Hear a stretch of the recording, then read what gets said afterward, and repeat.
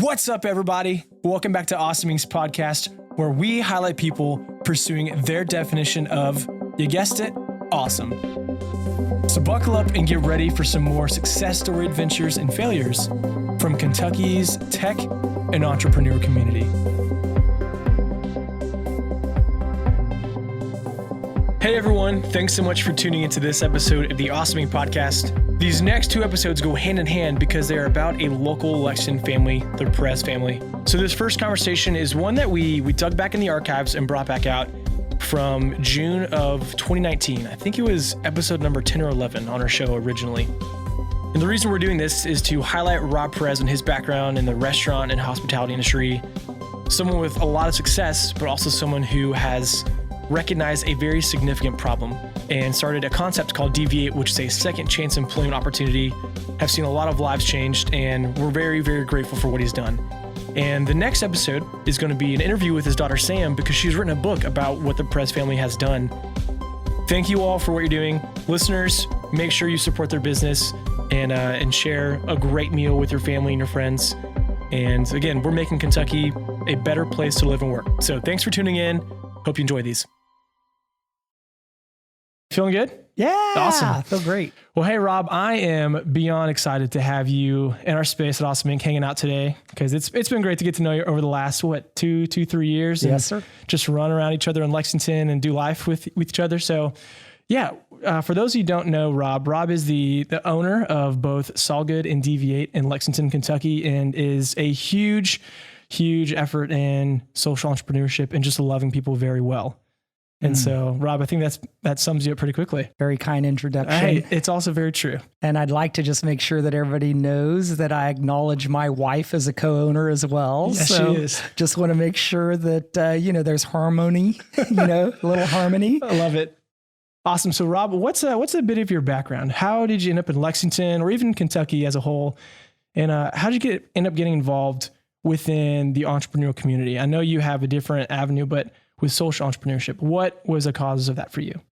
Yeah. Wow. Okay. So I'm a farm kid and I wanted to find something easier than farming. So I fell into restaurants. And the cool story is the first day that I started at the first restaurant I ever worked at, the first person they said, hey, let's take you around before we start your training and introduce you to people, was a really sweet looking 18-year-old hostess, and I've been married to her for 31 years now. Oh, really? Yeah. Man, that is spicy. That was a pretty cool day.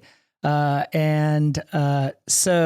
then I kind of made my way through the ranks. I worked at the Hard Rock Cafe. I started with them when they were kind of a fledgling group, only 6 restaurants. And they were kind of the toast of the town in the restaurant entertainment business. And I got to work my way up through operations and then development. I got a chance to do something I had no business doing, had no idea what I was doing. And we were growing so fast, they just gave me the opportunity, and it was wonderful. So my job would be to find restaurants, develop them, strike the deal with the developers, the landlords, work with the cities and be liaisons, and then be the liaison for all construction, all operations, all design, everything, and then build it and turn it over to our operator at the end. So it was cool. Then the president of the Hard Rock, after 5 years, asked if I would be interested in going back to Disney, where he originally came from. And we started up a division at Disney that created concepts, both food and entertainment concepts outside of the berm of the theme park, leveraging Disney brands.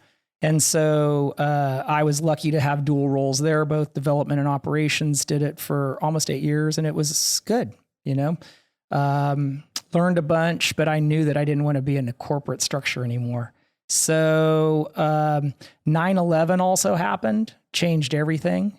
And to be honest, I don't think that Disney was the happiest place on earth to work. And I didn't like it anymore. I didn't want to be there. They knew it and I knew it. So we came up with a conclusion that would end in 6 months, and it worked out great. I struck the deal before 9/11, and unfortunately, we were the toast of the town as a concept. ESPN Zone and even having the background of hard rock. And it seemed like I could get a job anywhere at the time. And God has a funny way of humbling you, because when 9/11 happened, the whole fashion of restaurants completely changed. They went from big and flashy in tourist destination spots, and people were happy to pay for the flash and buy t-shirts, which really fueled the whole profit margin. And literally after 9/11, everybody wanted down and dirty. They wanted unique. They wanted something that was authentic, not flashy. So not only the fashion of the business that I had been in for almost 20 years had changed, but the need for someone like me went away. And so I didn't even have a place that anybody wanted me to come, because they felt as though with my background, I had too many assistants. I had too many people reporting to me, and I wasn't close enough to the ground to each of those silos, including my guests, my food, and my staff. And it was kind of unfair, because I came through the ranks and I understood it and I had to get there, but that was the perception of anybody that wanted to hire us. And so I really had to try to figure out how to reinvent my career. And so I started looking for places to land. And it ended us up here with a Applebee's franchise here. And it was completely a bend in the road that I had taken before, but it was a step. And the interesting fact that some folks don't know is that my wife was a flight attendant for the first, until we started having children, first 13 years of our marriage. And we just happened to end up here a couple of times. I went on trips with her whenever I could. And we were walking around in the snow on Christmas one day, and we had just eaten at Joe Bologna's. And I literally told her, and she said at the same time, wow, this is a really livable place. We could live in Lexington, Kentucky. And at the time we were living in Miami or, Orlando, I'm not sure. And the idea is that we always remembered that. And so when we were looking for jobs, we really chose the place more than the company. And we came here and did that for 2 years, and it was time to leave there. And my wife, I had begged to allow us to open up a restaurant, but she was always concerned. And at the end of the day, she acquiesced, and we decided to open up Saul Good, and that was 11 years ago. So wow, that is so much more than I ever realized, man.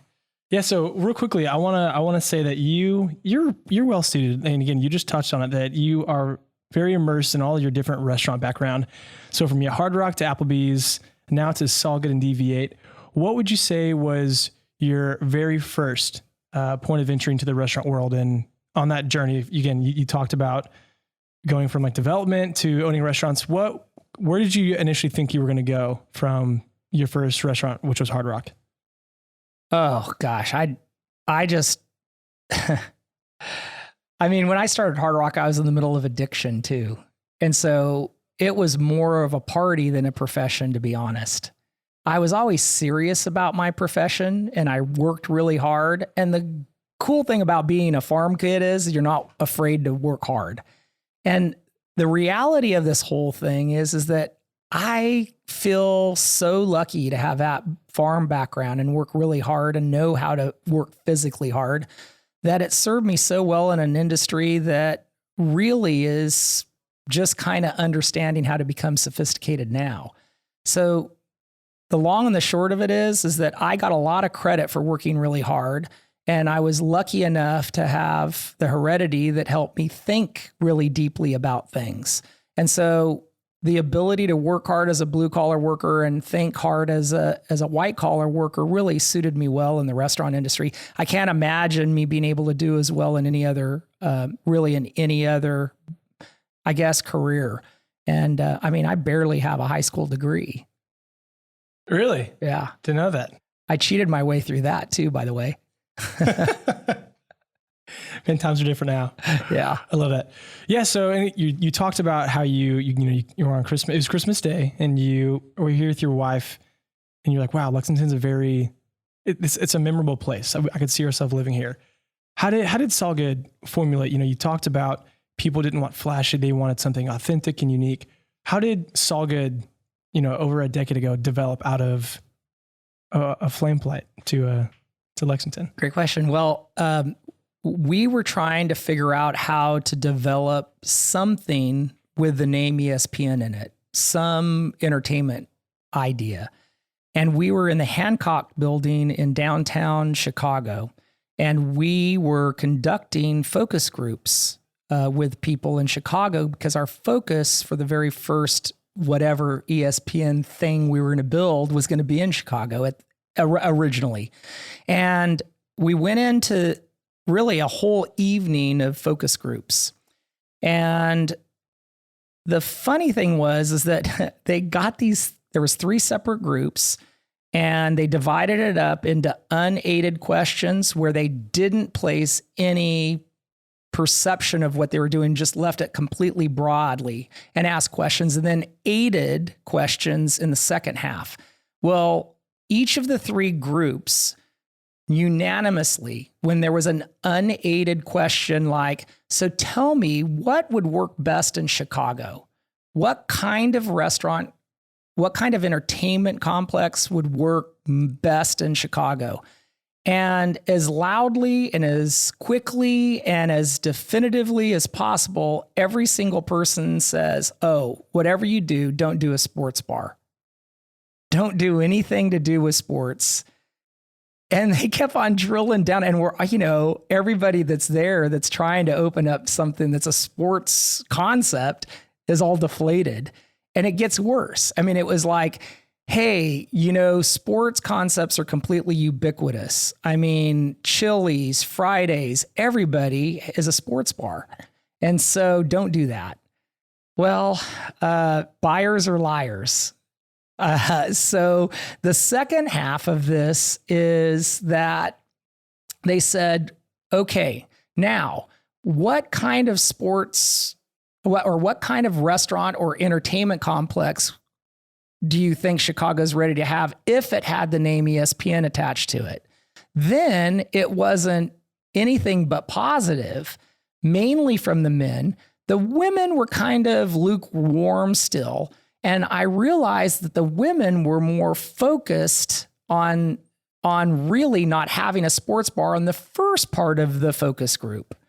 And so I started thinking about that. And I ran across this data that said that women decide 76% of the time where people eat. And I started thinking, okay, so the women didn't want a sports concept. We're opening a sports concept, and I wanted to know why. And so I tore it all apart. And in that kind of process, I never forgot it. And when I started thinking and dreaming about opening up our own place, I went right there. And I thought, is there a way to build a restaurant that wouldn't void a woman's opinion or a woman's desire to go to it? If you could make a 0 veto vote from every woman, what would you build? And so we really built the concept of Saul Good around the idea that no woman should say no. And every guy hopefully doesn't even know that, that's what it's built for. But really, it's really a restaurant that women won't hate. So won't say no to, like no woman, that's the goal. That is shocking to me. Wow. I had no idea. That's a really cool story. And I think what's great is you had so much customer discovery with that, and you figured out who your audience would be. And again, it sounds like women are very decisive when they want to eat. And I know I'm pretty much go with the flow. So yeah, that's cool to know. And that makes a lot of sense. And is that something that you found in Lexington specifically, that women would not say no when they come to your restaurant? Well, no, I think that it's nationwide. Okay. But how do you apply it without making the man feel uncomfortable? I mean, our whole organizing principle is based on an urban legend that we built, and that was that Saul Good grew up on the East Coast, the son of a jeweler, and that they were a jewelry family, and he was convinced he was going to be in the jewelry business. He went every Saturday to work in the jewelry store, and he learned the trade from his dad. But what he loved best about Saturdays was going to the local restaurants with all of the buddies of his parents and talking about what happened that day, how things were going. And Saul Good did go in. His name was Saul Good, by the way. He did go into the jewelry business and would travel to buy and sell jewelry, in particular in Belgium. Fell in love with the waffles, the chocolate, and the beer. And so the idea, he had to go to Belgium all the time because Antwerp is the European diamond mart. And then he would go sell stuff in Asia, the West Coast. And we took all of our menu items and based it around that story. And so the idea is that Saul Good did the jewelry store for 20 years and he fell out of love with really the jewelry business and in love with just entertaining and food. He always loved that interaction ever since he was a kid on Saturdays. So he converted the jewelry store into Saul Good Restaurant and Pub. And that's why we have, it looks like, if you really look hard, there's jewelry cases that the bar is made out of. The walls have mirrors on it. So, because women or men would look at their jewelry in the mirror. And the reason we picked jewelry is because it's a parallel product that predominantly women like. And so we thought that if we had gold walls, ruby red, soffits, and mahogany bars, hostess stand, and everything, that it would connect with that on a very subtle way that guys wouldn't recognize, but women might identify with. So that what is that thing that you can't explain that draws you to a product? And that was the idea. You guys were so thorough. I'm so impressed. Wow, that's amazing, Rob. I think you have probably been the most thorough person I've talked with in terms of finding out the why. I mean, that definitely, there's a big draw to that, and I think that's really, really savvy. Thank you. Oh, you're welcome. Thank you. So, Rob, I want to ask you one question. I want to gear the conversation towards what you're doing presently. Mm-hmm. But I want to know along the way, did you have any mentors? Some of the people that we have sat down with talked very highly of the mentors that they've had, and how a few people were very integral in shaping them to think very business minded or business oriented in the way they approach things. And I want to know if you had any mentor along the way that somehow guided you through all of this restaurant craziness that you've experienced. Honestly, I've never not had a mentor. Really? I mean, now it's not a formal thing, but I've always had a boss that I always wanted to know from. I've always struck up a good relationship with one boss all the way along the line, and I just poured into them, and they in turn poured into me. I showed loyalty. I showed I'll do whatever I can to make it work. And in turn, most of my bosses gave me a promotion or a project or were so doggone hard on me that it basically tempered me to do a good job. And every boss I've ever had has been so hard on me, to be honest. And it really forced me to examine the best way to do things because they were so on top of me. And so I would say first Marshall McCall in California at the first restaurant I worked at. Then I would say that Jim Stanley at the Hard Rock was awesome for me. And then at Disney, it was, Art Levitt, and they were always super high performers and they kicked my butt. I mean, totally kicked my butt all the way along. Hey, that's how you get better, man. That's really exciting. What does it look like for you to have a mentor nowadays in Lexington? Well, it's a little bit different way. I now have kind of converted that to spiritual and life kind of mentors. And I still am inquisitive. I still am interested. And for the first time in my life, since I've probably in my late 40s and I'm 54 now, I'm trying to find it through scripture, trying to find it through prayer.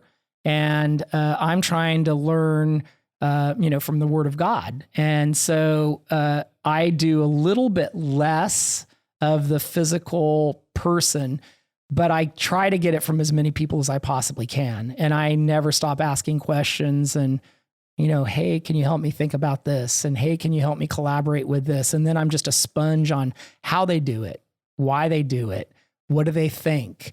How can they're successful at something I have absolutely no idea what I'm doing. So I want to glom onto them. I love that. Super encouraging, Rob. Super encouraging. Thanks for that. So speaking along people, Robbie, you have highly emphasized how throughout the restaurant industry and just your time in the professional world that you've always been surrounded by people. And I want to know, what have been some of your greatest successes and failures? So how have both of these been learning lessons that have shaped how you run your business today? Yeah. So for most of my career, it was only about a bottom line. And I would run through people, I would run over people, and I would crush them to reach the financial bottom line. And if I thought it was right, I didn't even consider who you were, what you were all about, who your family was. It didn't matter to me. This was all a gigantic game. And my biggest failure is my lack of relationships for the bulk of my career based on my own, I guess, self-interest. And I'm most embarrassed about that. And I have lots of regret and I have a lot of sorrow over it. And I hope that I'm doing a lot to change that mentality. And I was wrong, and I'm sorry for the people I hurt and disregarded. And I am consciously praying, thinking, and being deliberate about being different today. Well, I'm not a fast learner. Okay. And I can kind of trace any success that I've ever had with an absolute failure. And I have never, ever learned anything that I've done well. I've only learned when I've screwed up. And I am confident in my opinion sometimes to a fault. And so I would go through thinking I knew stuff and I didn't, even with good advice. So I think that some of the failures that I've had that were devastating that I had to learn from, one was addiction. I had to go through a really, tough personal time figuring out my addiction and how it was going to fit into my life, into really my marriage, into my work life, because I'm in the restaurant industry, and it was difficult. That was probably one of the most poignant things that have happened. And, I think my wife and I went through some really difficult times where we didn't know if we were going to make it. And that really stilled myself, and it made me understand what's important, and that people are just as important as accomplishments. And I don't know if I treated life that way before. And there's probably a fairly strong argument that says that after my addiction and I got into recovery, I switched my addiction to work to fill me up instead of, something more appropriate like God and your family and all that. I used work as something to fill the void with. Rob, that's wonderful. Well, didn't start off wonderful. hey, that's true. Yeah, it's evident in that, but yeah, it's great to see that your eyes have almost been open to how you treated people and the value that people do have. I know that actually part of your story, it feeds into what you are currently doing. And again, earlier we talked about how you are known for your social entrepreneurism. And I want to know exactly what does that look like to you before we move on to the next question? Yeah, I think that social entrepreneurism to me is something that I had to craft in my head after doing research. Surprise, surprise. And what we came up with is there's, a fairly significant movement that uses something called the triple bottom line. And that is to be financially stable and monitor your bottom line financially, just like every business does, to make social impact within your business as broadly and as deeply as you can. And then lastly, do it for a higher purpose. And ours just happens to be Christianity. But when we work with our folks, we want them to know that's our story And we'd love for them to consider it, but at the end of the day, that's their decision. A lot of secular data that says that folks that bring a higher purpose to work every day are better at their jobs and like their jobs more. So there's a lot of reasons to do it. So really, I think that those are the things that are important to us. The quality in the first piece is what I think most social entrepreneurs don't carry that we try to carry. So yeah, can you speak into that real quickly by what you mean about quality? We really dove into other social businesses, and respectfully, they all are doing a good job. The one thing that I will tell you is that we didn't see much quality in product, quality in experience, and quality in atmosphere. And I got scared. The social business that we built is 100% my wife's idea, not mine. I told her it couldn't work. And the reality of it is that I didn't think it could work because our past of hiring people that had a past in addiction was terrible. We spent a lot of money to train, a lot of money to onboard, and we would get like 2 weeks out of it, 2 weeks worth of tenure. And then secondly, when I saw that there was not quality, generally, like of 20 businesses, let's say that we analyzed, none of them were better than their competition. 4 of them, I'd say, were equal to their competition. And I'd say that probably 16 were 20% worse than their competition. And they were relying solely on people's hearts to continue to purchase product from them just to keep going, or very kind people that would give donations. And I just sat there and went, man, I'm worried that the social restaurant that Diane wants to do is just going to be doomed to failure if we're not good. If we don't have good food, good product, good atmosphere, good service. And I was afraid that maybe that folks with a past addiction couldn't carry it off. And I thought that this was a pretty big, bite to chew. Yeah. And I didn't know how to make this work.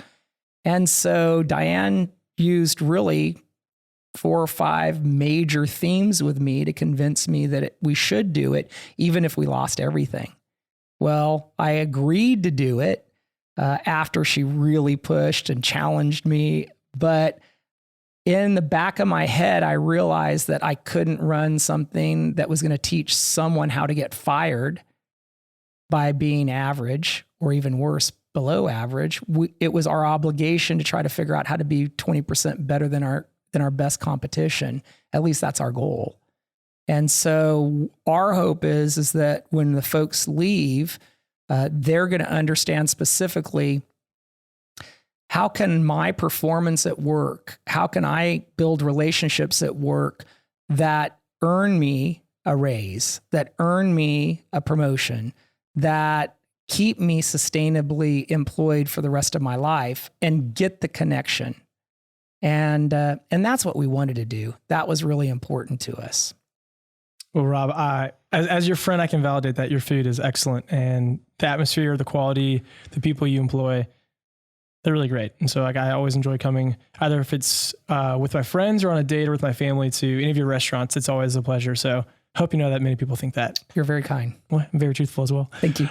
So I want to talk quickly again, where naturally we're kind of going towards what you're doing now. And I want to ask, how common is addiction in the restaurant business? Because I know for you personally, that has been a reason you started your restaurant currently called Deviate. And I want to know some of the backstory as to some of the issues that you've spoken about, and to how that led you to formulate, hey, we need to give people a second chance. I want them to know that we value them, we believe in them, and we know they're capable. And would you mind speaking into some of those experiences that led to Deviate? Yeah, as it relates to the restaurant industry in general, I believe that addiction is either attracted to the restaurant industry, or the restaurant industry attracts addiction. I'm not sure, but it seems like the propensity, is higher to have an addiction issue. And I think it's fairly practical. I mean, it is a job that you could have, whether you're a college student or a professional service professional. And it's something that you can get out of if you have a hot date, a big exam, or you have a hangover. There's always someone that can pick up your shift. Secondly, it's generally a tip cash environment. So if you need it, you can get it, and whatever you need, you can get. And it's immediate. It's instant gratification, cash money in the pocket. And then the converse is also true. If you need rent, if you need money, if you need to score, you can work 3 or 4 shifts in a row and pick it up fairly easy by just asking a favor from someone. So then you have extra cash. And then lastly, because it's half college kids and half service professionals, it becomes an environment where everybody's close and everybody has access to alcohol and drugs. And it's a point in time when college kids are exploring their own independence, and they're kind of trying to figure out who they are, and they don't want to be their parents, and that's natural. And so exploration with partying sometimes happens frequently, and I think that that's probably fair to say. And so that perpetuates itself, and that's what happened to me. And so I think that this is a typical phenomenon in the restaurant industry. And don't forget, the restaurant industry now is the largest employer in the U.S. And so let's say that there is, as a percentage, more people that, as a percentage, has addiction in the restaurant industry. It's also the biggest industry.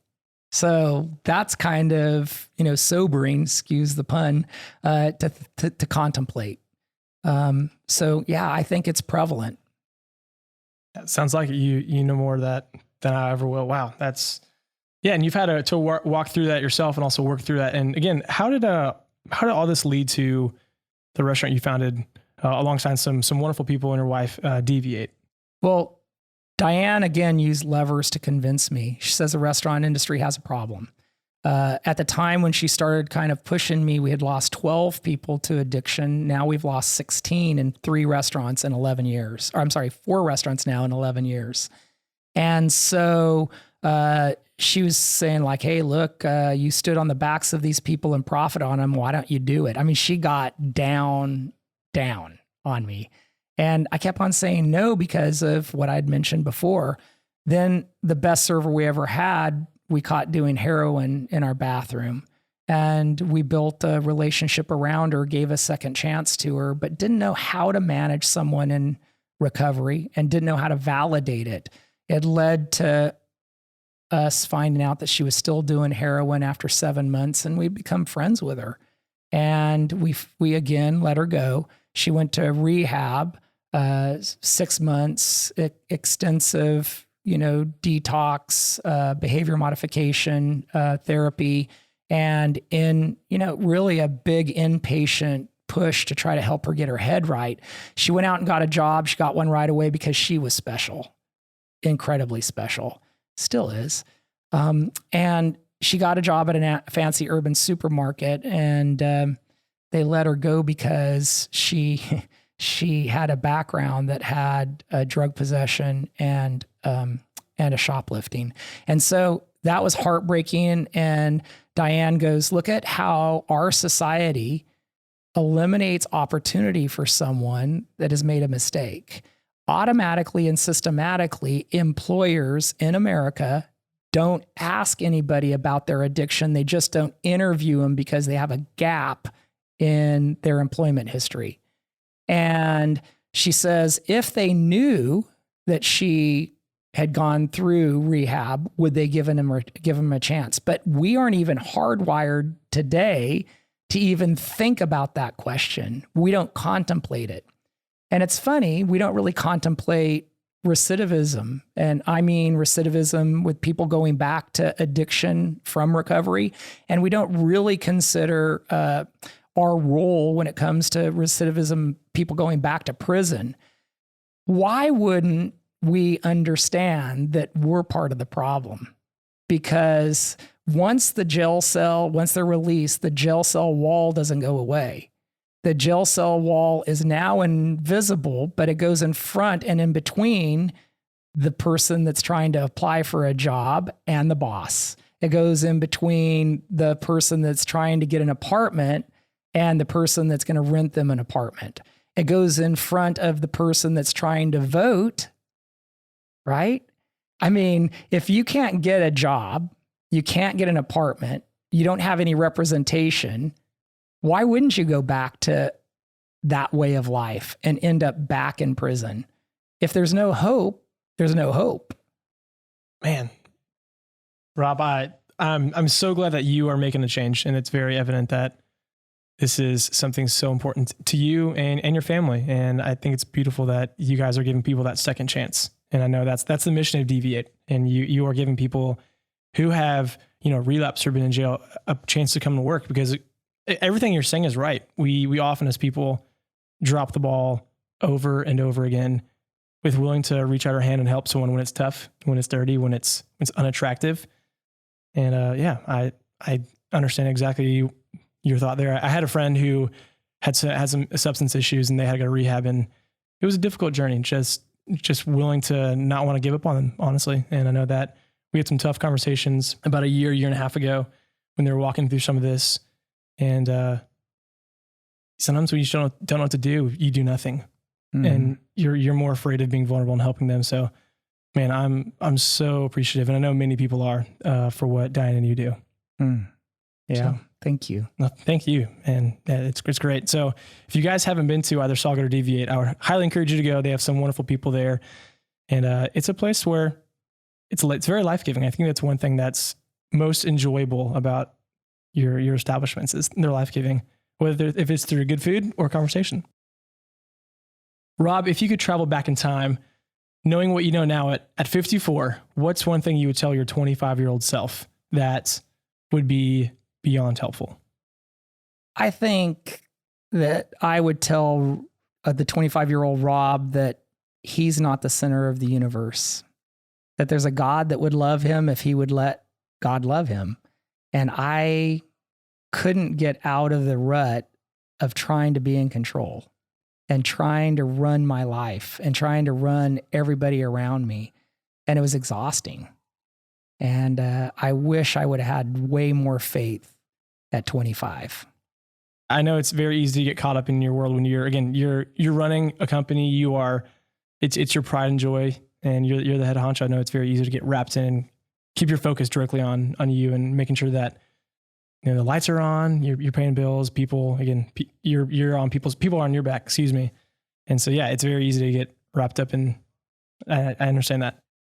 So what is some advice, maybe other than, giving more of the humble approach, that you would give to anyone who is interested either in starting some sort of startup, whether it's like tech related or not, or someone who's interested in social entrepreneurship? What is some of that advice that you think is like you should know? It's a must know to succeed. I think that the advice would be exactly the same for a for-profit or a social impact business. And it would be through the example of my life. I always was searching for more when I had the coolest job, the highest paying job, what looked like the coolest situation. And I was doing well in a cool office, right? But I was always still searching for something. And the reality of it is, no matter what you do in business, if you can incorporate thinking of others as much as yourself, and maybe even before yourself, and if you can bring a higher purpose to work, it totally changes everything. Conversely to the fancy jobs I used to have, I'm basically a busboy now, and I'm not getting paid very much. I've had 2 days off in 2 years. And honestly, it's the best job I've ever had because I'm contemplating running a business for someone other than me. And I bring God to work every day, and it's something I never did before. And so I can just tell you from my experience, having a focus of other people and a higher power, I think is very, very compelling for anybody that wants to have an awesome life. I guess one of the things in our lives that really blow me away is that I had a 10th grade teacher ask me once this question. He said, "Hey, Perez, why did man not fly 50 years before the Wright brothers?" And I'm like, I don't know. It's pretty abstract. I don't. And he pressured me to try to figure it out. And 10 minutes, 15 minutes went by. I didn't know. And finally he had to give me the answer because I was so frustrated. He says, we didn't fly as man 50 years before the Wright brothers, even though we had the technology. We had everything 50 years prior, but we didn't fly because we thought we couldn't. And going into the second chance opportunity business, I've realized that that's our approach. And we aren't even contemplating that we should help people because we think we can't. We think that really helping people to prevent them from going back to drugs or prison is too hard and it'll never work.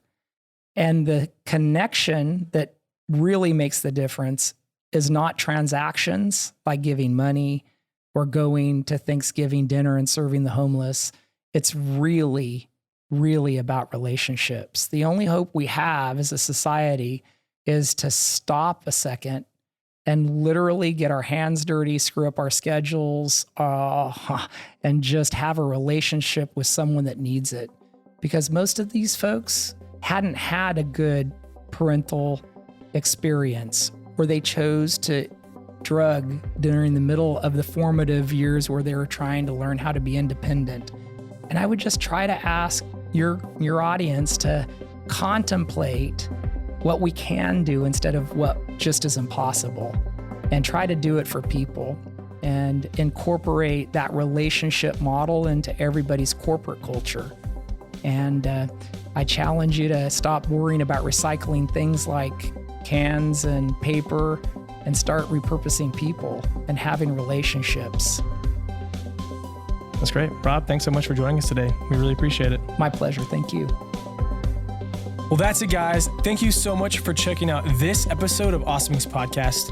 And another quick thank you to Lee Rosevear and a few members from our community who provide the music that you hear in this show. Lastly, give us a follow on Instagram, Facebook, all that jazz. Or even better, come on down to our space. Come be a part of our community and get plugged in, and let's start something awesome together. You guys rock, and we'll see you next time.